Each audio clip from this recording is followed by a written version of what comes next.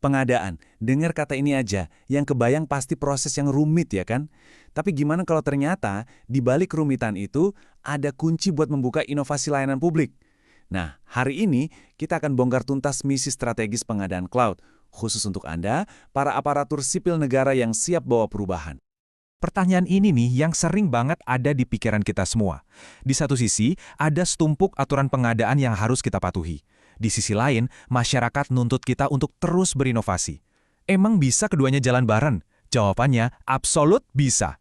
Yuk kita lihat proses ini bukan sebagai beban, tapi justru sebagai jembatan menuju layanan publik yang lebih gesit, efisien, dan benar-benar berdampak.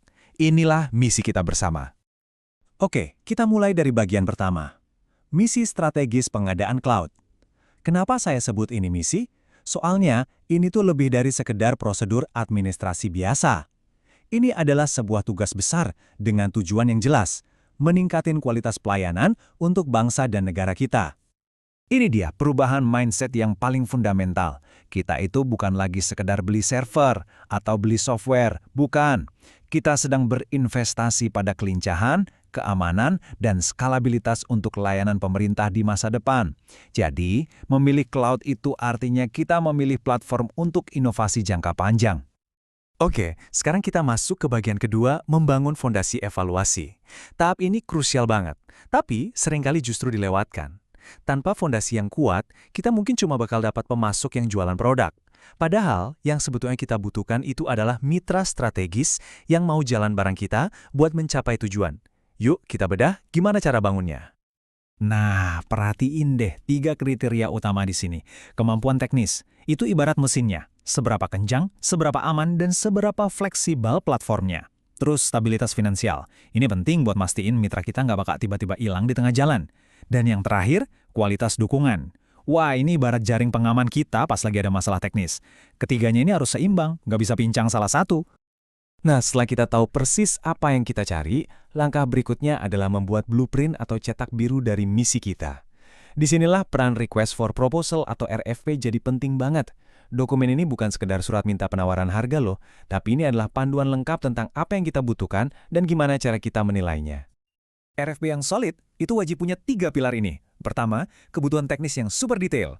Kedua, ketentuan komersial yang transparan. Dan ketiga, metodologi evaluasi yang adil dan jelas. Kenapa ini penting banget? Simple, kejelasan di awal itu bakal melindungi kita dari salah paham, memastikan prosesnya akuntabel, dan ujung-ujungnya membantu kita memilih mitra yang paling pas untuk misi kita. Oke, sekarang kita masuk ke arena yang paling menentukan, negosiasi kontrak. Disinilah semua persiapan kita diuji. Ini bukan cuma soal tawar-menawar harga ya, tapi ini soal memastikan setiap kepentingan publik itu terlindungi dalam setiap pasal perjanjian. Ada 3 poin yang jujur aja nggak bisa ditawar dalam negosiasi. SLA itu janji tertulis vendor soal kualitas layanan mereka. Model harga, ini nentuin seberapa efisien anggaran kita bakal kepake. Dan yang terakhir, exit clause atau klausa keluar. Nah, ini jaminan kebebasan kita. Yuk kita bahas 2 di antaranya lebih dalam. Milih model harga yang pas itu krusial banget. Harga tetap atau fixed price itu bikin anggaran kita jadi gampang diprediksi. Cocok banget buat layanan yang bebannya udah stabil. Di sisi lain, model bayar sesuai pakai atau pay as you go ini super fleksibel dan hemat biaya buat proyek-proyek baru atau layanan yang kebutuhannya naik turun. Kuncinya, pilihlah yang paling cocok sama karakter proyek Anda. Nah, ini dia poin yang sering dianggap remeh tapi akibatnya bisa fatal, exit clause. Anggap aja ini pintu darurat digital kita, tanpa ini kita bisa kejebak sama satu vendor selamanya, atau yang biasa disebut vendor lock-in. Memastikan ada klausa keluar yang adil dan jelas, itu artinya kita tetap pegang kendali atas data dan masa depan layanan kita. Ingat ya, kenali jalan keluarnya sebelum Anda masuk.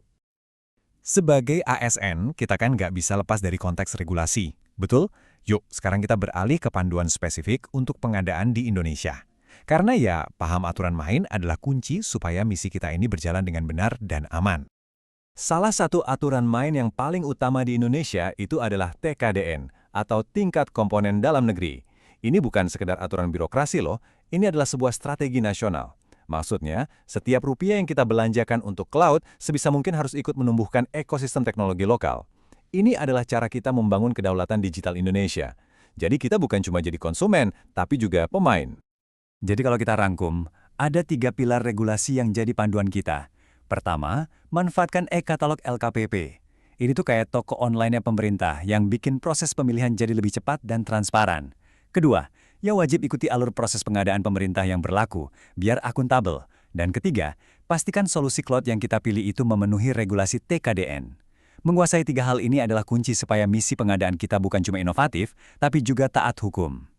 Akhirnya, kita sampai di langkah terakhir yang paling cerdas dalam misi ini. Setelah semua perencanaan dan negosiasi beres, ada satu cara jitu buat memastikan kesuksesan sebelum kita melangkah terlalu jauh, yaitu dengan proyek percontohan.